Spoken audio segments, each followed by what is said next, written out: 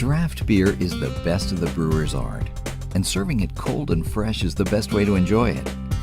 At half the cost of cans and bottles, keg beer is also your best value, and it's easy to dispense, whether you're at home or at your favorite bar or restaurant.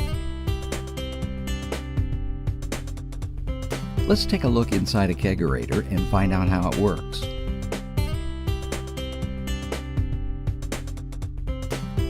The temperature is critically important because it can be the primary reason for draft beer dispensing problems.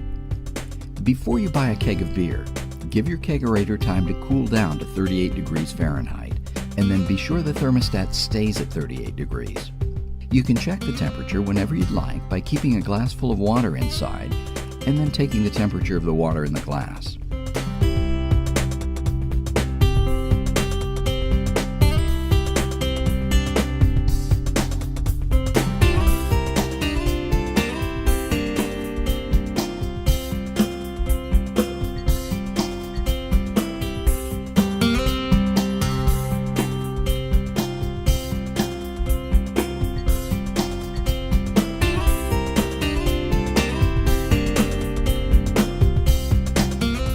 The first step is to connect the CO2 regulator to the CO2 cylinder. Check to see if there's a special fiber washer at this connection. Some regulator connections have integrated O-ring seals on the tank connector, and if they do, a fiber washer is not necessary. Then securely tighten the tank nut to prevent gas leaks.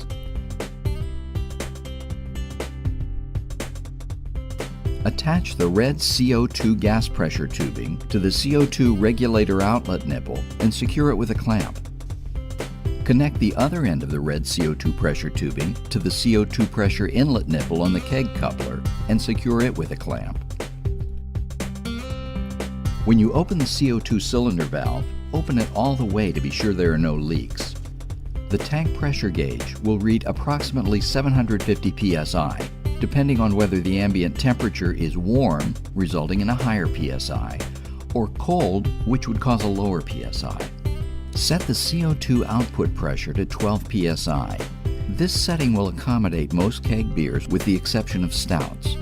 It's important to note that the length of the beer tubing and the required amount of CO2 gauge pressure may vary depending on the brand of beer, the beer temperature, and the altitude where the beer is being served.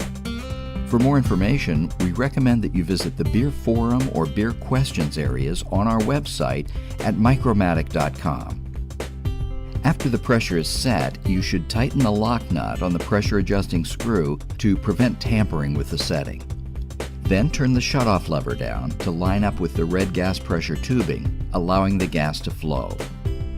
Next, connect the beer line hex nut to the keg coupler. You should always use a neoprene washer at this connection. Before connecting to the keg, check to be sure the other end of the beer line is connected to the faucet hardware. The keg coupler should be in the untapped handle-up position. Place the keg coupler into the keg valve and lock it into the lugs with a 1/4 clockwise turn.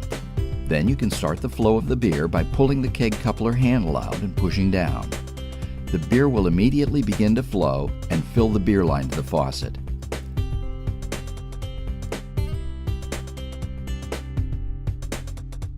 First, start with a beer-clean glass that's been thoroughly washed in an oil-free detergent.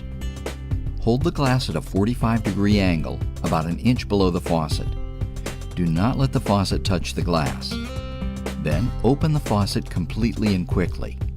When the glass is about half full, gradually bring it to an upright position.